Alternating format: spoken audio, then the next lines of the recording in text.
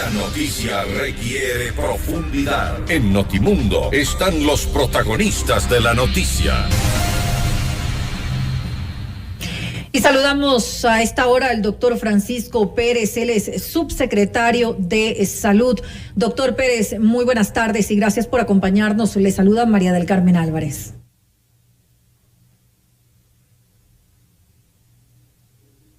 Doctor, no sé si logra escucharnos, tal vez... Ahora sí. Perfecto. Ahora sí. ¿Cómo, Antes no. ¿Cómo está, doctor? Como lo dije hace un momento, no solamente que uno de estos tres ciudadanos dio positivo para COVID-19, sino que además se ha detectado en nuestro país el primer caso de la variante Omicron, lo cual pues obviamente ha causado gran preocupación entre los ciudadanos. Cuéntenos cuál es la situación al momento de esta persona y cómo se da esta detección cuando ya ellos de por sí, según conocemos, se habían realizado las pruebas PCR. Sí, bueno, efectivamente, nosotros recibimos una alerta de que estas personas venían y querían reingresar al país, pues fueron a Sudáfrica por un tema de investigación. Y nos solicitaron el ingreso al país y claro, obviamente nosotros apegados a la normativa de ingreso al país les solicitamos por supuesto las pruebas PCR y la vacunación. Las tres personas presentaron 2 pruebas PCR, primero una de Johannesburgo hasta París y de París la segunda hacia Panamá. Y obviamente la misma de Panamá nos servía para el ingreso al Ecuador.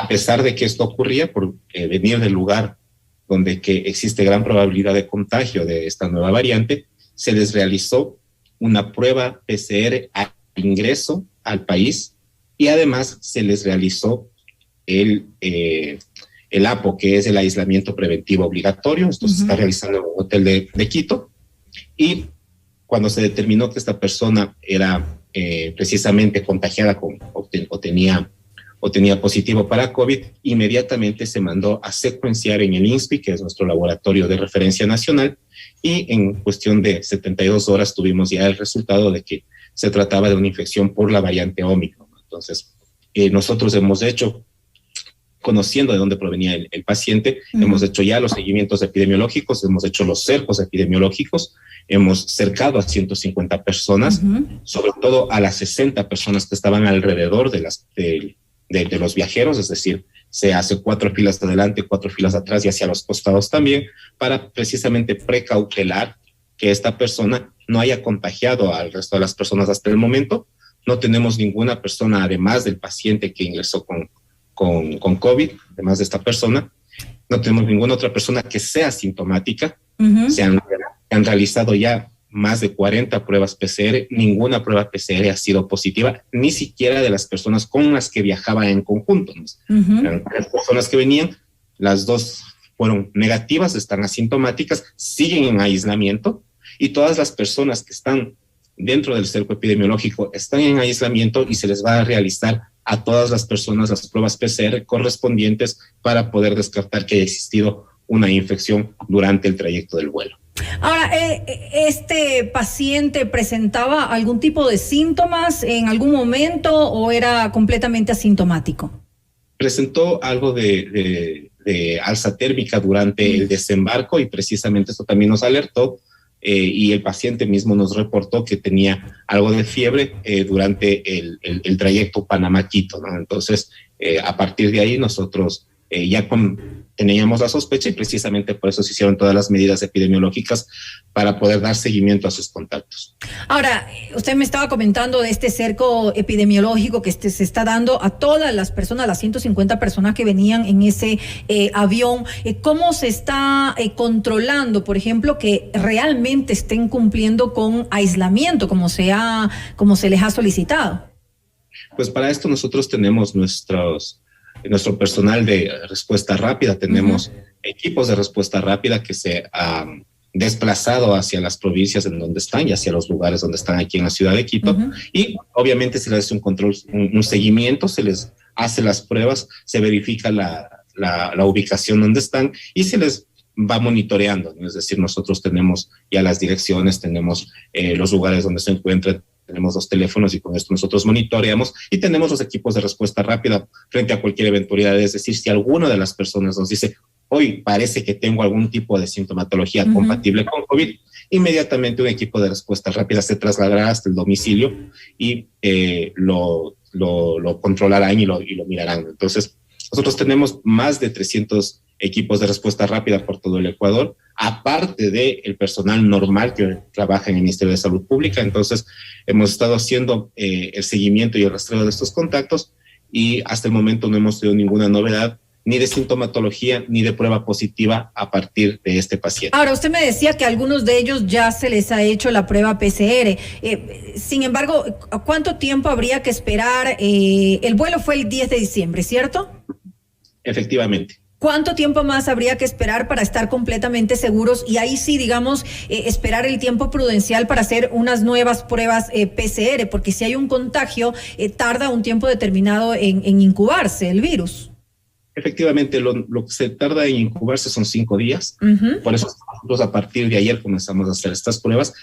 Estaremos haciendo durante el transcurso de la semana también, pero hay que recalcar una cosa, todas las personas que han sido identificadas como contactos del paciente están ya en aislamiento y tienen 14 días de aislamiento, es decir, no van a poder salir de su domicilio o del lugar donde se encuentren para precautelar la salud de los ecuatorianos, es decir, estamos haciendo ya de esto se trata el cerco, ¿no? Efectivamente, evitar que estas personas hagan, y si tuviesen síntomas, contagien. De todas maneras, incluso si sale negativa la prueba, también las personas se mantienen en aislamiento. Doctor Pérez, lo que más preocupa acerca de esta variante, así como ya pues lo ha expuesto la Organización Mundial de la Salud, es su alto grado de contagio. ¿Cuál es el plan que tenemos? Tenemos ya un plan, me imagino, para hacer frente a su presencia en nuestro país. Efectivamente, nosotros desde el mes de julio hemos comenzado y hemos diseñado una estrategia epidemiológica que lo que trataba de generar es un grupo de medidas que logran controlar no solo la variante Ómicron, sino todas las variantes, ¿no? De hecho, por esto es que la variante Delta, a pesar de tenerla ya desde el mes de junio en el Ecuador, no hemos tenido un aumento explosivo de los casos, y precisamente es gracias en parte a la vacunación, pero también al trabajo que hace la Dirección Nacional de Vigilancia. Esta misma estrategia se intensificará. Hemos tenido ya un mayor número de pruebas. Recibimos el día de ayer 42.000 pruebas donadas por la Organización Mundial de la Salud, 42.000 pruebas PCR. Tenemos el suficiente número de pruebas de antígeno también para hacer rastreos comunitarios o para hacer bloqueos, si esto fuera el caso, y estamos activando más equipos de respuesta rápida para precisamente generar más cercos y generar mejor la estrategia de control de la pandemia. Hace una semana tuvimos nosotros ya el lanzamiento de nuestro grupo de epidemiólogos comunitarios. Son más de 200 epidemiólogos comunitarios que están alrededor de todo el país. Esto gracias al apoyo de la Universidad Central, y también nos ayuda al control de la pandemia desde la comunidad. Entonces tenemos una serie de estrategias que lo que hacen precisamente es ver lo que hemos visto durante estos últimos meses, que es focalizar los esfuerzos y reducir las tasas de contagio y sobre todo las tasas de mortalidad. Ahora, quiero compartir con usted un mensaje que nos ha llegado a través de una usuaria de Twitter y quisiera pues conversarlo con usted. Y justamente responde a algo que se ha dicho por parte del Ministerio de Salud, este seguimiento que ha hecho el Ministerio de Salud con este caso de COVID-19. La usuaria contesta y dice: algo más falso que esto, yo reporté hace 17 días que llegué de África con COVID-19 y el Ministerio de Salud no me hizo ni caso. ¿Qué decir ante esto? Deberíamos ver cuáles fueron las fechas de ingreso. Si las fechas de ingreso fueron precisamente antes de que se den los lineamientos y antes de que aparezca Omicron, la Omicron apareció el 28 del mes anterior, y si contamos 17 días, justo coincide entre los días que todavía no se sabía que existía Omicron y obviamente estaba fuera de los lineamientos del país para el ingreso. A partir de que nosotros y se nos informó y que la Organización Mundial de la Salud dio la alerta de una variante de preocupación, esto fue el día 30 de noviembre, nosotros hemos tomado las medidas necesarias para poder precautelar precisamente este hecho de que ingresan las personas. También hay mucho que ver, tiene el comportamiento de las personas, y efectivamente si la señorita o la persona que estuvo con la infección podía haberse acercado a cualquier centro. Ella dice que ha reportado, pero que nadie ni siquiera la ha llamado del Ministerio de Salud. Tendríamos que averiguar dónde fue el ingreso para tomar las medidas correspondientes de control y de seguimiento, ¿no? Pero normalmente lo que nosotros hacemos es en el aeropuerto. De hecho, si tuvo COVID y sabía que venía con COVID, esto es precisamente uno de los motivos por los que nosotros pedimos y se cambió el lineamiento para que ingresen las personas con prueba PCR negativa. Entendemos que la persona que ingresó conociendo su estado médico, y esto sería grave también en parte por la responsabilidad de las personas, pero nosotros vamos a hacer las averiguaciones necesarias para ver qué es lo que pasó y por qué no se hizo el seguimiento. Que así sea. En realidad los ciudadanos esperamos y confiamos en que las autoridades de salud hagan con lo que les corresponde justamente para precautelar la seguridad de todos los ciudadanos aquí en Ecuador. Le iba a consultar, ¿qué se sabe de las vacunas? ¿Son efectivas realmente? Ahora justamente hay un estudio de la Universidad de Hong Kong que ha revelado que Sinovac y Pfizer no serían efectivas contra Omicron. ¿Están ahora pendientes tal vez del pronunciamiento acerca de esto de la Organización Mundial de la Salud? Efectivamente, no van apenas pocas semanas 2 semanas apenas de que apareció esta variante, se están haciendo los estudios necesarios. Lo que sabemos es lo que se sabe de todas las variantes de preocupación. Todas las variantes de preocupación precisamente son de preocupación porque esquivan de alguna forma la protección que puede dar una vacuna o la inmunidad adquirida por una infección previa. Sin embargo, lo que también se sabe es que puede que no sean efectivas para evitar el contagio, pero para lo que sí son muy efectivas, y lo hemos demostrado con la reducción de la mortalidad en el Ecuador, es precisamente que disminuyen las probabilidades de hospitalización y de enfermedad grave, y con esto también disminuyen las probabilidades de mortalidad de las personas. Entonces, hasta ahora esto es lo que sabemos. Todas las vacunas son efectivas en disminuir la mortalidad, y lo que sí ocurre, y por eso son variantes de preocupación, es que pueden esquivar la inmunidad adquirida previamente. Es por esto que nosotros hemos hecho una exigencia a los gobiernos locales que antes incluso de saber que existía la variante Omicron ya en el Ecuador, nosotros hemos exigido a los gobiernos locales que tomen medidas durante este feriado, ¿no? Durante estos periodos de festividades, antes que feriado. Eso le iba a consultar. Se controlen los aforos, se controlen el número de personas que asisten a los centros comerciales, a las festividades de Navidad, que se suspendan, por ejemplo, las procesiones, los pases del niño, los conciertos, que se limite el aforo en restaurantes, bares, discotecas y centros de tolerancia. Y esto, por supuesto, es una competencia de los gobiernos autónomos. Entonces, estamos pendientes de que los gobiernos autónomos también se pronuncien y que acompañen el trabajo del Ministerio de Salud Pública con el control y con esta nueva normativa, precisamente por el riesgo que puede existir, no solo por la variante Omicron, sino también por la variante Delta y por el resto de variantes que están circulando en el Ecuador desde ya hace algún tiempo, y que pudiesen, por las aglomeraciones y por el aumento de la movilidad que hemos visto, repuntar los casos. Hemos tenido ya desde la semana 41 unos ligeros aumentos en determinadas provincias. Estamos trabajando con nuestros grupos de rápida respuesta en estas provincias, y precisamente lo que hemos conseguido es que, a pesar de tener un aumento de casos, no tengamos un repunte de la mortalidad.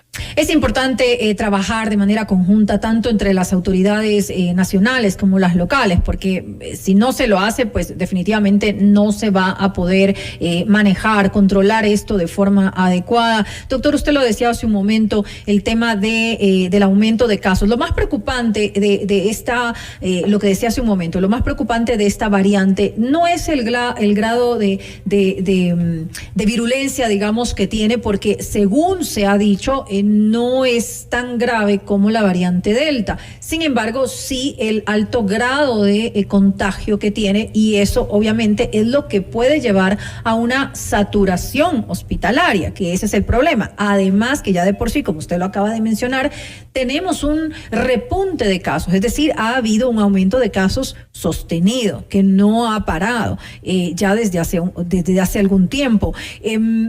¿Qué se está haciendo justamente para enfrentar este aumento de casos? De alguna manera, ustedes están trabajando en aumentar la capacidad hospitalaria, es decir, para adelantarnos a que esto pueda pasar en los próximos días o semanas.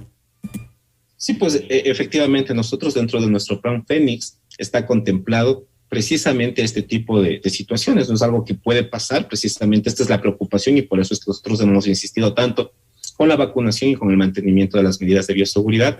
Al momento nosotros no tenemos una saturación del sistema sanitario, estamos con números muy bajos si nos comparamos con los peores momentos de la pandemia que fueron. ¿Qué porcentaje? ¿Tiene usted los números?